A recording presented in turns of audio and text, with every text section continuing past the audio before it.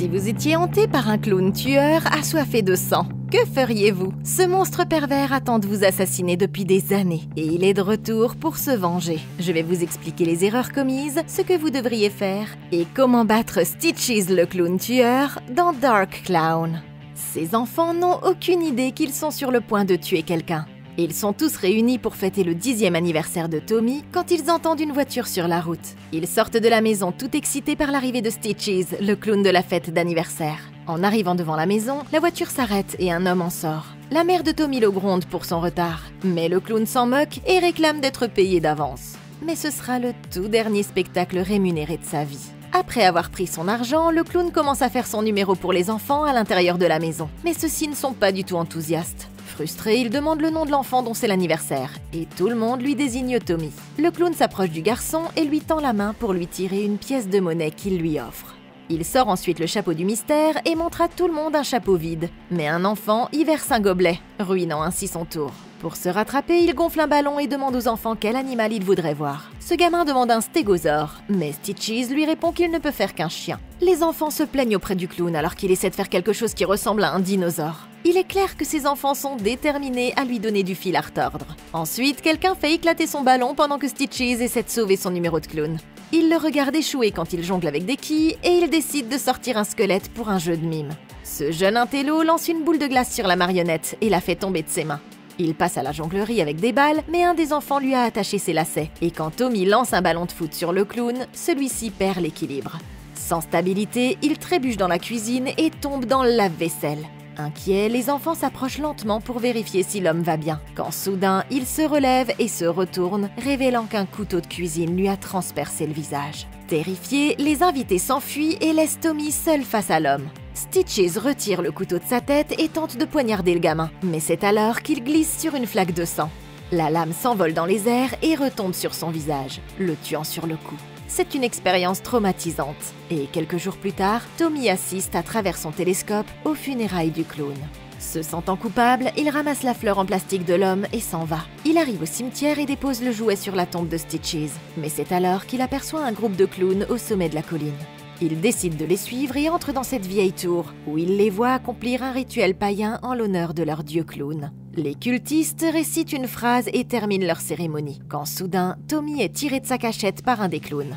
Leur chef l'avertit qu'un clown ne peut pas reposer en paix s'il ne parvient pas à achever son spectacle, et que Stitches reviendra pour se venger des 7 enfants. Ok, les choses ne vont pas bien. Non seulement un clown est mort à la fête d'anniversaire de ce gamin, mais nous venons d'apprendre que l'âme du clown ne reposera pas en paix tant qu'il ne sera pas revenu pour finir le boulot. Son numéro de ballon était déjà assez mauvais, et toute personne saine d'esprit ne voudrait pas regarder la suite de son spectacle, surtout s'il revient d'entre les morts. C'est franchement terrifiant, et comme Tommy n'est qu'un enfant, il ne sait pas quoi faire. Mais si c'était moi, j'essaierais d'utiliser le culte satanique des clowns pour trouver un moyen d'empêcher Stitches de revenir en tant que mort-vivant. Sinon, je devrais vivre toute ma vie avec la crainte que chaque fête d'anniversaire puisse être la dernière. Pendant le rituel des clowns dans le cimetière, on a l'impression que les clowns parlent en latin. C'est plutôt logique parce que l'origine des clowns remonte à la Rome antique, où des caricatures théâtrales représentant la classe ouvrière pauvre ont été créées et développées. En fait, le mot clown en anglais signifiait à l'origine pauvre ou paysan. À ce stade, j'essaierai de me souvenir et de noter autant de phrases que possible afin de pouvoir faire des recherches plus tard. Je pourrais peut-être trouver un livre ancien ou de la littérature sur internet qui me mènerait à d'autres rituels qui aideraient à faire reposer l'âme de Stitches en paix. Malheureusement, Tommy n'était pas préparé, ce qui signifie qu'il devra trouver des informations sur la secte des clowns d'une autre manière. Maintenant, dans la réalité, un clown ordinaire ne cède pas son âme à une secte de clowns. Donc je ne pourrais pas poser de questions sur les amis clowns de Stitches sans éveiller les soupçons. Mais à l'enterrement de Stitches, 3 femmes étaient présentes, ce qui signifie que Stitches avait plusieurs petites amies qui pourraient me renseigner sur lui. Pour les trouver, j'essaierai d'abord de trouver le quartier où Stitches habitait et traînait. Pour ce faire, j'obtiendrai plus d'informations auprès de la mère de Tom. Mais même si un numéro de téléphone ne suffit pas pour en savoir plus sur lui, nous savons grâce à la croix placée au-dessus du lieu de sépulture de Stitches qu'il s'appelait en réalité Richard Grindle. L'article de journal couvrant la mort du clown indique également que la fête a eu lieu à Enniskerry, en Irlande. Et Enniskerry ne comptait que 1889 habitants en 2016. Ça signifie qu'il ne devrait pas être trop difficile de retrouver ses filles en utilisant simplement le nom complet de Richard. Je me rendrai à l'épicerie locale ou dans un bar pour voir si quelqu'un a déjà vu Richard. Un homme qui a vécu et travaillé habillé en clown a dû se faire remarquer. Il ne serait donc pas trop difficile d'apprendre qui étaient ses compagnes. Une fois que j'aurai trouvé une de ces dames, je lui demanderai de me conduire à l'endroit où il vivait pour que je puisse fouiller dans ses affaires. Ça devrait me permettre d'en savoir plus sur comment trouver les membres de la secte des clowns. Il est normal de penser que le gamin est trop jeune pour faire tout ça, mais à ce stade, toute la ville sait que le clown est mort à la fête d'anniversaire de cet enfant et qu'il souffre d'un grave traumatisme dû à cette expérience. Aussi horrible que ça puisse être, ça nous donne une grande marge de manœuvre pour faire des demandes ridicules et les habitants seraient beaucoup plus conciliants pour cette raison. Nous pourrions simplement dire que nous voulons garder son nez de clown pour nous aider à surmonter le traumatisme et ça pourrait nous mener au reste de ses affaires pour que nous puissions en savoir plus. Affronter une secte de clowns semble être une mauvaise idée. Mais quand Tommy s'est retrouvé face aux clowns dans le cimetière, ils ne lui ont fait aucun mal, parce qu'ils ont expliqué qu'ils n'étaient pas sous leur responsabilité, ce qui signifie que je n'aurais pas été en danger. En se basant sur le rituel des clowns après la mort de Stitches, il semble que leurs pouvoirs surnaturels proviennent de leur prière à un dieu des clowns. Bien que ça semble stupide, dans toute la mythologie ancienne, il y a eu des dieux et des esprits malicieux que les hommes priaient, et auxquels ils offraient des sacrifices en échange de leur faveur. Dans la mythologie grecque, il y avait Hermès qui était espiègle et intelligent et qu'on appelait souvent le dieu des voleurs. Dans la mythologie nordique, Loki, le dieu de la malice, était un métamorphe dont l'allégeance changeait de temps à autre. Il suffit de découvrir quel dieu les clowns prient et de fournir le sacrifice approprié selon leurs traditions et leurs croyances. 6 ans plus tard, Tommy se réveille pour aller en classe et descend les marches de l'escalier pour se rendre dans la cuisine, où il va aider sa mère à préparer le petit-déj. Mais alors qu'il se met à table, le gamin a des hallucinations. La nourriture dans son assiette ressemble à la tête d'un clown. Il est encore traumatisé par ce qui s'est passé il y a 6 ans, et sa mère lui demande s'il y a un problème. Tommy ment en disant qu'il est contrarié qu'elle ne soit pas là pour son anniversaire, mais sa mère insiste sur le fait qu'elle a un travail urgent à faire ce jour-là. Elle suggère à l'adolescent d'appeler ses amis, alors que Tommy refuse de manger et emporte ses anxiolytiques à l'école. Son ami Bulger arrive en même temps que lui, tandis que Vinny fume une cigarette à l'extérieur et essaie de draguer des filles. Richie et Kate se font interpeller alors qu'ils entrent dans le bâtiment du lycée. Tommy se rend à son casier et voit ce grand étudiant draguer Kate, son crush depuis l'enfance. Il se cache derrière la porte du casier et la regarde gronder son petit ami pour ne pas l'avoir appelé. Il s'éloigne et juste au moment où il ferme la porte, la blonde Sarah demande à Tommy ses devoirs. C'est alors que son petit ami Paul se faufile par derrière et se baisse. La fille fait semblant de flirter avec Tommy avant de le pousser par-dessus Paul. Les deux brutes se moquent de lui pendant qu'il est à terre et s'en vont. Pendant le cours, les élèves se voient donner un test et les garçons remarquent une ravissante jeune fille. Tommy interrompt son ami pendant le test pour lui demander s'il est libre samedi, l'invitant à regarder des films et à boire de la bière. Vinny lui demande alors d'inviter les autres garçons, mais Tommy refuse d'organiser une fête, terrifié à l'idée que s'il le fait, Stitches reviendra. C'est alors que les autres l'entendent et lui demandent ce qu'ils ont prévu de faire. Tommy insiste sur le fait qu'il n'y aura pas de fête, mais tout à coup, il hallucine et voit que leur prof est déguisé en clown et lui dit de se taire. C'est alors qu'il se penche et attrape son ami par la ceinture de son pantalon. Le prof dit soudain à Tommy que son heure est arrivée, et il revient à la réalité. L'homme dit que l'examen est terminé et qu'il est temps de rendre les copies pour qu'elles soient corrigées. Dans la salle de sport, les élèves se préparent à une séance d'exercice physique épuisante. L'instructeur insulte chaque étudiant pour essayer de les motiver à participer au jeu. Pendant ce temps, les amis de Tommy se demandent pourquoi il n'organise pas de fête dans sa maison gigantesque. Vinny se dirige vers leur autre ami et lui propose d'organiser une fête surprise pour l'adolescent anxieux. Mais Richie pense que ce n'est pas une bonne idée. Plus tard, Vinny s'approche de son ami angoissé et insiste pour qu'il organise la fête. Kate et Dan sont sur le point de rompre, et il pourrait donc la draguer si elle se présentait à la fête. Avant qu'il ne puisse dire quoi que ce soit, il demande à Tommy d'y réfléchir.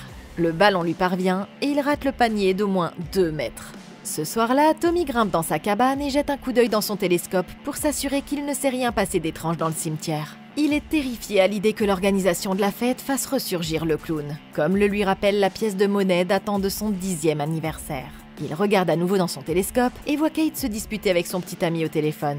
Le lendemain matin au lycée, il invite ses amis à venir chez lui samedi pour la fête de leur vie.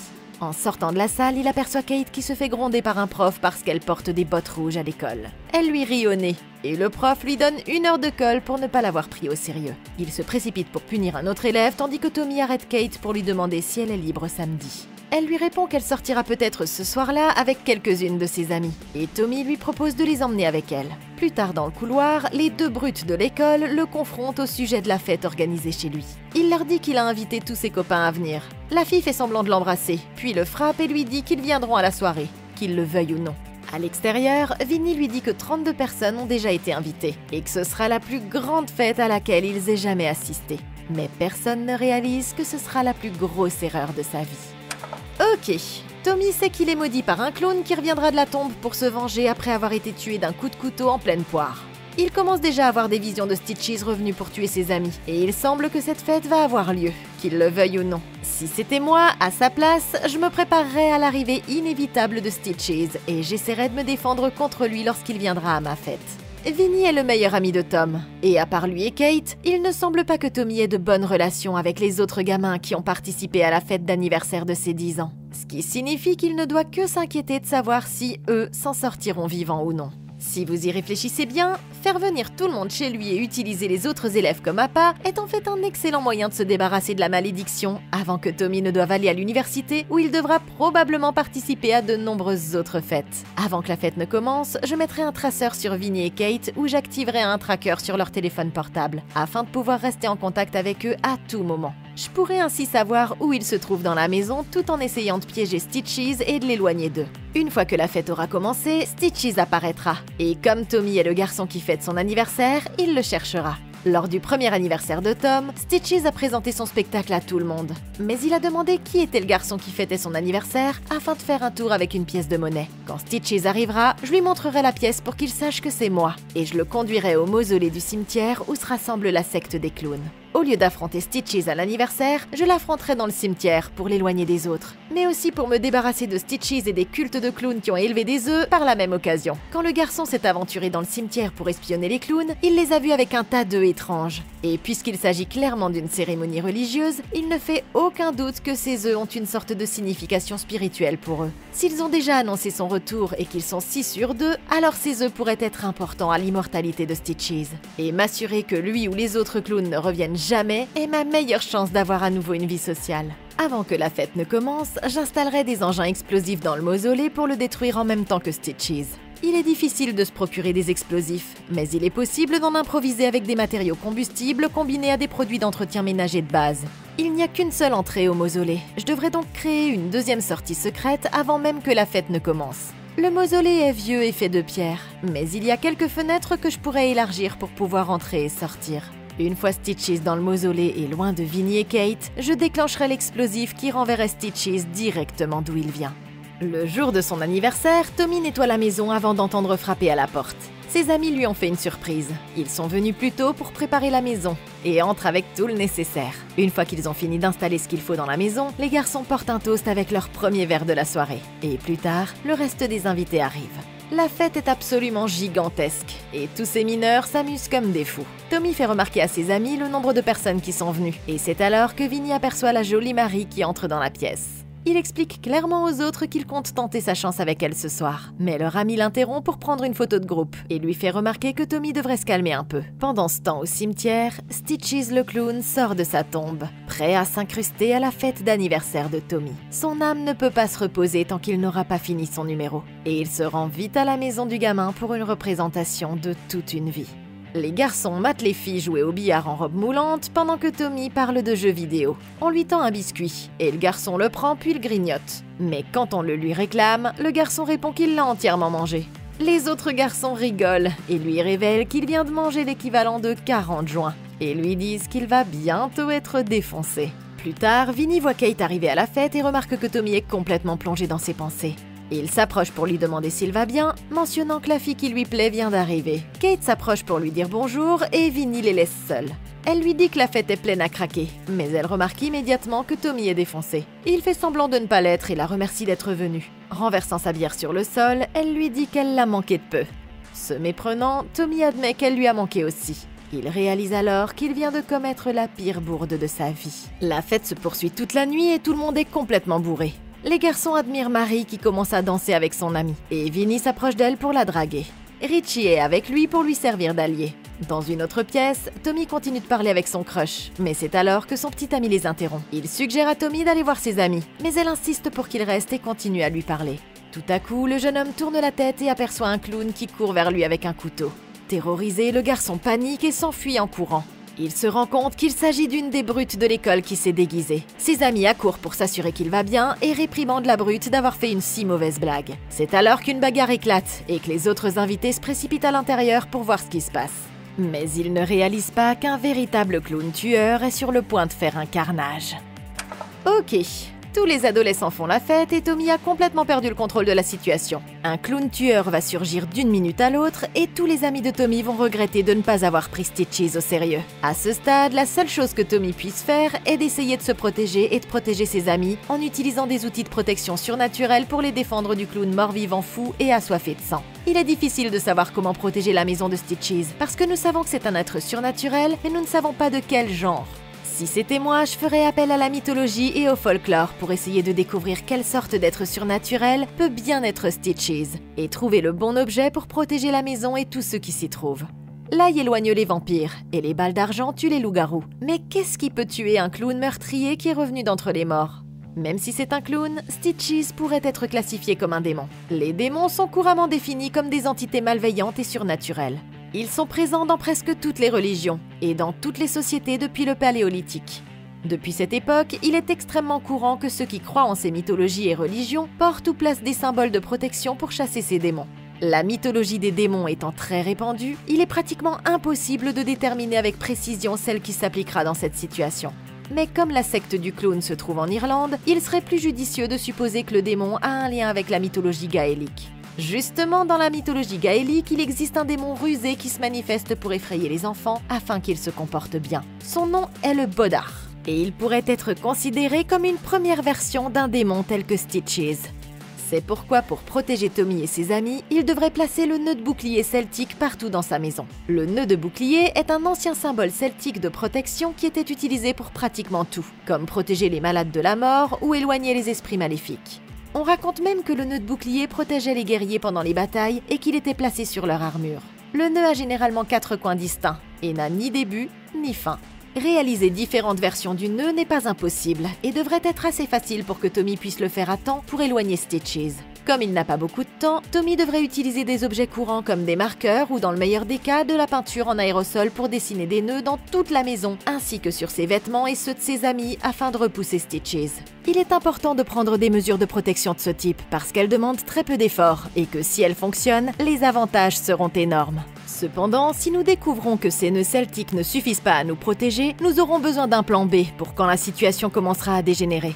Tuer une créature surnaturelle qui est revenue d'entre les morts n'est pas une chose facile. Mais si nous sortons des sentiers battus, il y a peut-être une solution. Au lieu de chercher à le tuer, je me concentrerai sur ses membres. Si la créature ne peut pas marcher ou balancer ses bras, elle sera beaucoup moins menaçante. Et même si ses membres étaient capables de bouger par eux-mêmes, nous pourrions simplement les enfermer dans des pièces séparées afin qu'ils ne puissent pas causer plus de dégâts. S'attaquer à un clown démoniaque n'est pas une chose facile, mais si nous avons une bonne stratégie, nous aurons de meilleures chances de survivre. Bulger se fâche avec le faux clown et sa petite amie et il exige qu'il quitte la fête immédiatement. Embarrassé, Tommy sort en trompe de la maison et Kate le poursuit jusqu'à sa cabane dans l'arbre. La jeune fille grimpe pour s'assurer qu'il va bien et se souvient qu'ils avaient l'habitude de venir ici quand ils étaient enfants, pour regarder dans le télescope. Mais elle remarque qu'il est pointé sur sa maison. Tommy admet qu'il regardait le cimetière tard dans la nuit et qu'il a remarqué que les lumières de la chambre de la jeune fille étaient allumées. Il a vu qu'elle avait l'air en colère tout en parlant au téléphone, mais Kate lui demande pourquoi il regardait le cimetière. Il explique ce qui s'est passé la nuit de l'enterrement de Stitches et révèle qu'il a vu un rituel des clowns se dérouler dans la crypte. Le gamin se sent comme un idiot pour avoir dit tout ça, mais Kate le réconforte en lui disant que tous ceux qui étaient à cette fête sont devenus bizarres. Tommy lui montre les recherches qu'il a faites depuis pour prouver que ce qu'il a vu à la tour était réel. Il lui révèle que les clowns existent depuis des siècles, mais qu'il n'a jamais rien trouvé qui puisse prouver qu'ils n'étaient pas fous. En regardant cette photo, Tommy explique que les clowns devaient peindre leur visage sur un œuf lors d'un rituel appelé le Spiritus Singularum, et il ne sait pas si cette information lui sauvera la vie. Pendant ce temps, le faux clown se précipite dans les toilettes, désespéré de se soulager, et il ne trouve pas la fermeture éclair de son costume, se pissant dessus jusque dans ses chaussures géantes, et sans se douter que Stitches est en train de l'observer. Le faux clown enroule la moitié supérieure de son costume autour de sa taille et sort dans le couloir, quand il entend quelqu'un l'appeler par son nom. Mais il ne voit personne. Il sort, s'approche de la balustrade et sort l'urine de ses sous-vêtements. Il se sèche les mains, mais soudain, le vrai clown Stitches l'appelle. Il s'approche du gamin et lui tend la main avant de lui arracher l'oreille. La victime tente de se défendre, mais le clown tueur lui arrache brutalement le bras. Stitches le taquine et lui dit qu'il est sur le point d'assister à un bain de sang. Entendant le gamin le supplier d'arrêter, Stitches lui enfonce tout son bras dans la bouche, faisant sortir un lapin de ses entrailles. C'est alors qu'il donne un coup de pied dans la tête du gamin et le tue sur le coup, ce qui fait une victime et il en reste 6. Kate retourne à la maison et remarque la petite brute assise près de la porte d'entrée de Tommy. Elle engueule la jeune fille pour sa blague stupide. Sarah continue de taquiner Tommy qui se cache dans sa cabane, et elle dit que Kate a fréquenté trop de garçons. Furieuse, la jeune fille donne un coup de tête à la brute et rentre dans la maison. Pendant ce temps, dans le garde-manger, le clown tueur trouve Bulger en train de manger une boîte de haricots tout seul. Pensant qu'il s'agit de son ami, le gamin l'interpelle, mais il se rend compte qu'il ne s'agit pas de la brute déguisée. Le clown se précipite sur lui, l'attrape par derrière et lui coupe brutalement la tête avec l'ouvre-boîte. L'homme lui arrache la peau du cuir chevelu et la déchire. Il prélève ensuite une partie du cerveau du garçon et la verse dans une boîte en plastique. Ce qui fait 2 victimes et il en reste encore 5. Le clown sort du garde-manger et monte l'escalier pour tendre une embuscade à sa prochaine victime. Vinnie continue de flirter avec la blonde pendant qu'elle pleure sur le fait qu'elle était grosse avant. Les autres s'approchent d'eux pour leur demander ce qui se passe. Le type mentionne alors qu'il a des pouvoirs magiques qui lui permettent d'exciter la jeune fille par la seule force de son esprit. Vinnie approche lentement ses mains de la jeune fille avant de la toucher et de s'enfuir dans l'escalier avec Marie à ses trousses. Dans la cabane, Tommy observe depuis son télescope le couple qui se prépare à une nuit d'amour. Mais il aperçoit soudain le clown tueur qui lui fait signe de la main. Pendant ce temps, la petite amie du tyran entre dans le grenier, pensant que Paul est là-haut. Et elle découvre trop tard qu'il s'agit d'une autre personne. Elle est poussée sur le lit et le clown est sur le point de poignarder la jeune fille avec un parapluie. Mais Sarah plante son talon dans le cou de Stitches. Le talon ne le tue pas. Et Stitches le retire pour révéler que sa peau est instantanément régénérée. La petite amie du tyran tombe du lit et s'enfuit, mais il est trop tard. Stitches lui lance son parapluie en pleine tête, ce qui fait 3 victimes. Et il en reste 4. Ok, Stitches est de retour pour se venger. Non seulement il tue les gamins facilement, mais il semble aussi se régénérer quand il est blessé. Il est donc très difficile de le blesser physiquement, d'autant plus qu'il se régénère très vite. Le seul point positif de la situation est que Stitches est revenu avec un corps physique. Et bien qu'il ait une force surnaturelle qui lui permet d'arracher les oreilles des gens et de régénérer sa peau, il a un corps et se déplace d'un endroit à l'autre à pied. Ça signifie qu'il peut être piégé même s'il ne peut pas être tué. Si c'était moi, j'essaierais de capturer Stitches et de le démembrer, jusqu'à ce que je trouve un moyen de le tuer. À ce stade, je devrais convaincre mes amis que quelque chose de surnaturel est en train de se produire. Et comme il y a 3 cadavres disséminés à travers la maison, il serait insensé que les autres élèves de l'école veuillent rester là, ou que mes amis ne me croient pas. J'essaierai de faire immédiatement sortir tout le monde de la maison, et de n'y faire rester que ceux qui me croiraient et qui voudraient m'aider à capturer Stitches. Appeler la police serait un premier réflexe quand quelqu'un a été tué, mais ça n'aurait aucun sens dans cette situation, parce qu'il ne pourrait pas non plus tuer Stitches ou me protéger de lui. En collaborant avec Kate et Vinnie, l'un d'entre nous pourrait servir d'appât pour l'attirer dans une chambre à coucher, pendant que les 2 autres le découperaient membre par membre. Tommy n'a probablement pas de filet qui traîne, donc une fois que Stitches aura suivi Kate ou Vinnie dans une chambre, il devra improviser avec quelque chose comme un drap ou une couette et le jeter sur Stitches pendant qu'il est pris au dépourvu. Tommy, Kate et Vinnie devront alors agir rapidement et utiliser les objets les plus tranchants de la maison pour découper Stitches en morceaux suffisamment petits pour qu'il ne puisse plus nous faire de mal. L'outil idéal serait une tronçonneuse qui se trouverait quelque part dans le garage, mais là encore, il est peu probable que Tommy l'ait à portée de main. En revanche, nous savons qu'il y a les couteaux de cuisine qui l'ont déjà tué par le passé. J'essaierai d'abord de lui couper les bras et de le décapiter, puis de mettre les morceaux dans des sacs dans des pièces séparées pour qu'il ne puisse pas se rattacher au torse de Stitches. Détruire la tête de Stitches en y mettant le feu ou en la passant au mixeur semble être le moyen le plus logique de le détruire complètement et de l'empêcher de revenir à la vie le plus longtemps possible. Le but ici est de le pulvériser et de l'endommager, même si je sais qu'il se régénérera, afin que Tommy puisse gagner du temps et se rendre compte qu'il doit aller au mausolée et casser l'œuf de clown de Stitches avant que d'autres enfants ne puissent être tués. Sachant que le clown ne s'arrêtera pas tant qu'ils ne seront pas tous morts, Tommy se précipite chez lui pour avertir les fêtards qu'ils doivent partir sur le champ. Les garçons ne croient pas un mot de ce qu'il dit et se moquent de l'enfant anxieux. Frustré, il lance une pierre sur la fenêtre de la chambre où se trouve Vinnie et quand son ami sort la tête, il l'avertit que la maison n'est pas sûre. Le garçon insiste sur le fait qu'il aura terminé dans 5 minutes et il retourne se coucher. Dans la maison, Tommy se précipite vers Kate et exige qu'il s'en aille immédiatement. Kate lui dit que la brute ne portait qu'un costume et son petit ami le repousse. C'est alors qu'il décide d'éteindre la musique en annonçant qu'un tueur est actuellement à l'intérieur du bâtiment. Tommy demande si quelqu'un a vu ses amis proches, mais tout le monde reste indifférent et la fête continue. Richie sort fumer une cigarette, mais ce sera là sa plus grosse erreur. Le gamin se fait tirer en arrière par Stitches. Il se retourne et le clown tueur lui ouvre le ventre avec un couteau, pendant que le gamin hurle de douleur. Tout à coup, il lui retire les intestins et en découpe un morceau. Il le gonfle comme un ballon et l'attache en forme de chien. Il prend une photo avec le gamin effrayé, mais celui-ci tente de s'enfuir et s'écroule d'épuisement. Richie se relève et Stitches lui perce la tête avec une pompe. Puis lentement, il lui gonfle la tête comme un ballon de baudruche et tout à coup, la tête de l'adolescent éclate dans une gerbe de sang. Ce qui fait 4 victimes et il en reste 3.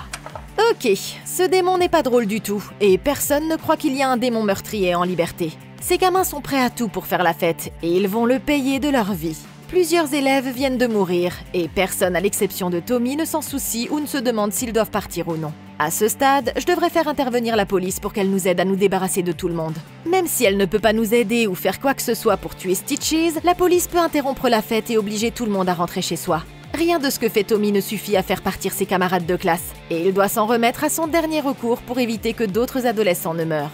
Stitches est là, dans cette maison, et même si faire venir le clown pendant la fête aurait pu être une bonne idée au départ, ce n'était qu'à la seule condition que Tommy soit mieux préparé à l'affronter et à le tuer. Dans ce scénario, Tommy n'a rien fait pour approfondir ses recherches sur Stitches, à part faire des recherches sur les clowns. Et il n'a pas encore trouvé la bonne façon de se débarrasser du démon. Il n'a pas non plus pris le temps de piéger sa maison pour que dans le cas où il verrait le clown s'approcher, il pourrait éliminer seul ce clown avant que qui que ce soit d'autre n'ait à mourir. Ça signifie qu'il devra utiliser le peu de connaissances qu'il a sur Stitches pour essayer de le devancer. Il est possible que Tommy puisse vaincre Stitches sur un détail technique. L'une des rares choses que Tommy sache à propos de Stitches, c'est qu'il doit revenir d'entre les morts pour terminer la fête afin qu'il puisse reposer en paix. Cependant, s'il n'y a pas de fête pour lui, on ne sait pas ce qui lui arrivera. Les adolescents ne partiront pas, quoi que dise Tommy. S'il appelle la police pour se plaindre de tapage nocturne dans sa propre maison, tout le monde devra partir ou retourner chez soi. Quand la police arrivera, la fête prendra fin, parce qu'il y a des mineurs qui boivent. Et techniquement, si la fête s'arrête, Stitches ne pourra pas la terminer. Et il devra partir et ne reviendra que lorsqu'une autre fête sera organisée. Forcer Stitches à partir parce qu'il n'y a plus de fête donnerait à Tommy plus de temps pour se préparer au retour du clown. Cette fois-ci, la différence est que plusieurs élèves sont morts lors de la fête d'aujourd'hui. Tommy pourra donc espérer que davantage de ses amis croiront à son histoire et l'aideront à se préparer au retour du clown. Si Stitches ne part pas et que la fête est dissoute, il y aura au moins d'ados qu'il pourra blesser, quand Tommy essaiera de s'en prendre à lui avec un ou deux de ses camarades de classe. Tom prend un grand couteau et monte lentement à l'étage pour voir où sont ses amis. Tommy frappe à la porte de Vinny et lui dit qu'ils doivent partir parce que le clown tueur est de retour pour se venger et qu'il l'a vu à l'étage. À contre-cœur, Vinny va voir ce qui se passe dans le grenier, tandis que sa copine sort de la pièce. C'est alors qu'il redescend terrifié et dit à Tommy qu'ils doivent partir. Il retourne dans la chambre pour prendre ses vêtements, mais soudain Stitches surgit derrière lui et lui lance un bras extensible au visage. Il assomme le gamin et sort du lit. Tout à coup, Tommy se précipite sur le clown et le poignarde dans le dos. Vinny jette une couverture sur le tueur pendant qu'il lui frappe la tête. Ils sortent de la chambre en courant et le clown se relève sans une égratignure. En bas, Tommy lui dit qu'il doit faire sortir Kate d'ici avant qu'il ne parte. Les garçons traversent la maison en courant tout en évitant l'ombre de Stitches. Le clown tueur les poursuit dans la pièce alors qu'il se cache dans un placard et épie à travers la porte. Tommy insiste pour qu'ils partent, mais son ami est terrifié. Il réussit à le convaincre que le clown ne les attaquera pas s'ils parviennent à atteindre une foule de gens. Alors qu'il file à l'extérieur, le petit ami de Kate l'arrête et lui demande où il va. Tommy donne un coup de poing au gamin, puis il descend sauver les autres. La copine de Richie sort et voit le corps du garçon complètement explosé. Elle hurle et les autres gamins ouvrent le rideau et voient Stitches à l'extérieur. C'est alors qu'il se rue vers la fenêtre et l'ouvre pour affronter ses fêtards innocents. Stitches renverse la table et la foule s'enfuit. Tout le monde se précipite à l'extérieur, quand soudain, Kate est assommée par le bras extensible de Stitches. Tommy se précipite pour l'aider, mais il est attrapé par le clown tueur qui tente de le noyer dans l'évier. Tommy prend un flacon de produit vaisselle et le gicle sur Stitches. Le clown est ainsi stoppé dans son élan. Kate se réveille et voit les deux se battre. Elle lance alors un couteau directement dans le visage du tueur. Ils sortent de la maison en courant et réalisant que le clown est toujours en vie, ils prennent ses vélos et pédalent aussi vite qu'ils le peuvent. Ok, Tommy, Kate et Vinny sont les derniers participants de la fête d'anniversaire des 10 ans de Tommy. Il n'y a donc plus rien entre eux et le clown tueur. Ils ont essayé de blesser gravement Stitches, mais ils n'ont pu l'arrêter que momentanément, ce qui signifie que même le décapité pourrait ne pas aider Tommy à gagner du temps. La seule chose qui a un peu déstabilisé Stitches a été de lui envoyer du produit vaisselle dans la bouche, mais il n'y avait que peu de produit dans la bouteille que possédait Tommy. Ça signifie que Tommy et Kate n'ont pas d'autre choix que d'essayer de détruire l'œuf de Stitches à ce stade. Ils ne savent pas nécessairement quelle est la signification de l'œuf, si ce n'est qu'il a été utilisé lors de la cérémonie de culte des clowns après la mort de Stitches, ce qui signifie qu'il pourrait avoir un lien avec sa capacité à ressusciter les morts. Détruire l'œuf aurait été un bon moyen de se débarrasser de Stitches dès le début. Mais qui aurait pu savoir que des clowns pouvaient renaître en démons à cause d'un petit œuf peint? Casser l'œuf devrait être aussi facile que de faire une omelette. Mais pour être sûr qu'aucun des clowns ne puisse ramener Stitches une seconde fois, je détruirai tous les œufs en même temps, anéantissant ainsi la secte des clowns d'un seul coup. Les clowns ont réussi à ramener Stitches la première fois. Et qui peut dire qu'ils ne voudront pas ramener un autre des leurs si l'occasion leur en est donnée? Pour détruire les œufs le plus rapidement possible, Kate et Tommy doivent saisir un objet tel qu'une branche d'arbre et s'en servir comme d'une batte pour pousser plusieurs œufs à la fois hors de leur emplacement. Si les œufs se fissurent mais ne se cassent pas quand ils touchent le sol, je les piétinerai alors pour bien faire. Il y a des tas d'œufs ici, alors pour être sûr de ne pas être stoppé par Stitches avant de pouvoir les détruire, je chercherai d'abord son œuf et je le casserai en premier. Les autres clowns ne connaissent pas mes projets et ne me recherchent pas. Ils ne sauront donc pas que leurs œufs ont été détruits avant qu'il ne soit trop tard. Juste pour être sûr que Stitches ne reviendra jamais d'entre les morts, après avoir cassé son œuf, je brûlerai aussi le corps de Stitches et je placerai des nœuds de bouclier celtique dans sa tombe. Stitches est physiquement revenu d'entre les morts, et la profanation de son corps pourrait l'empêcher de se relever. Les chasseurs de vampires n'enfonçaient pas seulement un pieu dans le cœur de ceux qui étaient présumés être des vampires, mais ils les décapitaient aussi pour s'assurer que le corps ne ressusciterait jamais. Utiliser une tactique similaire avec Stitches ne serait pas de trop dans cette situation. Tommy explique à Kate qu'ils vont au cimetière pour casser l'œuf de Stitches. S'ils parviennent à le casser, ils pourront le tuer une fois pour toutes. Ils aperçoivent le clown tueur qui les poursuit. Il sort son couteau et frappe la selle de Tommy. Stitches, épuisé, décide de descendre de son vélo et de les poursuivre à pied. Ils arrivent au cimetière et se rendent compte que la grille est verrouillée. Ils sautent par-dessus le grand mur tandis que Stitches passe au-dessus d'eux sur la pointe des pieds à l'aide d'un petit câble. Ils courent à travers le cimetière et passent par la grille ouverte pour se diriger vers la crypte. Tout à coup, Stitches apparaît derrière eux et il se cache derrière une pierre tombale. Ils restent silencieux pendant que l'homme fait le tour du cimetière et les recherche. C'est alors que le hoquet de Tommy alerte le clown tueur sur leur position. Il continue à hoqueter sans pouvoir s'arrêter. Kate décide alors de l'embrasser pour le faire taire. Tommy jette un coup d'œil par-dessus la pierre tombale et, la voie étant libre, il se dirige vers la crypte et la découvre fermée à clé. Il réussit à forcer le cadenas avec une pierre et dit à Kate de rentrer à l'intérieur pendant qu'il monte la garde. La jeune fille lui dit d'y aller à sa place puisqu'elle n'est jamais venue. Et il se précipite à l'intérieur et trouve des douzaines d'œufs alignés sur les murs. Il trouve l'œuf de Stitches sur l'étagère du haut. Tommy grimpe pour l'attraper, mais il glisse et tombe sur le sol, éparpillant tous les œufs. Repérant celui qu'il cherche, il se rappelle comment ouvrir un bocal, quand tout à coup, il reçoit un coup de poing au visage et est emmené à l'extérieur. Stitches pointe un couteau sur leur visage, décidant qui tuer en premier. Tommy aperçoit son ami Vinny au loin et suggère de jouer à pile ou face. Stitches accepte son idée, tandis que Vinny attache les lacets du clown à son insu. Tommy lance la pièce sur le visage de l'homme qui trébuche et tombe à la renverse.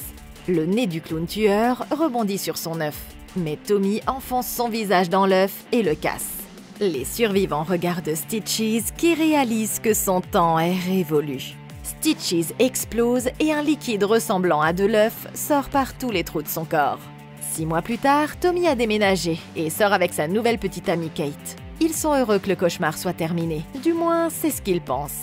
Dans la crypte, le chef de la secte des clowns a reconstitué l'œuf de Stitches jusqu'à ce qu'il se reforme comme par magie. Ce qui signifie qu'il pourrait revenir pour le prochain anniversaire de Tommy et qu'il donnera un spectacle absolument mortel.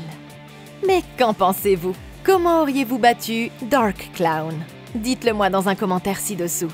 Merci beaucoup d'avoir regardé. Laissez un like, abonnez-vous et consultez la playlist de Comment battre pour d'autres vidéos comme celle-ci. Et d'ici la prochaine fois, passez une excellente journée!